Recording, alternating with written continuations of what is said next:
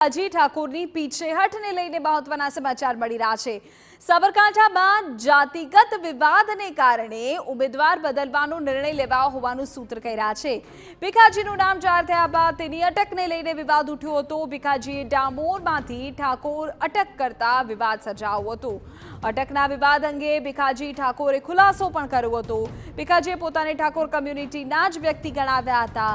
ઠાકોર કમ્યુનિટીના લોકો ડામોર અટક લખાવતા હોવાનો તેમણે દાવો કર્યો હતો। બિલકુલ ઠાકોર જ્ઞાતિનો છું અને મારો ડામોર લખાય છે એ બિલકુલ સત્ય ઘટના છે। પણ અમારા ડામોરનો આખો બ્લોક છે, 55,000 જેટલા મતદારો છે। હું 4 વખત જિલ્લા પંચાયત સભ્ય તરીકે રહી ગયો છું।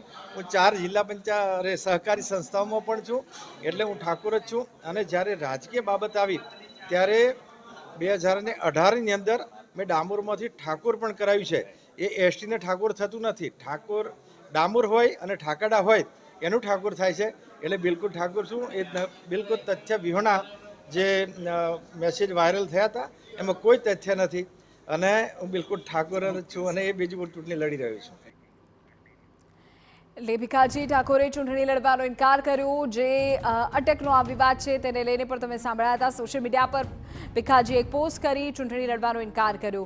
અરવલ્લી જિલ્લા ભાજપ કાર્યાલયમાં પોસ્ટર ઉતારવાની કામગીરી હવે થઈ રહી છે। તેમના ઇનકાર કર્યા બાદ હવે જે હોર્ડિંગ્સ તેમના લાગી ગયા હતા તે ઉતારવાની કામગીરી થઈ રહી છે।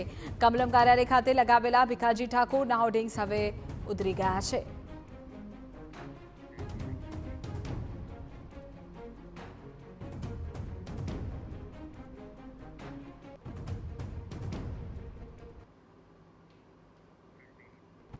તો ભાજપના 2 ઉમેદવારોની ચૂંટણી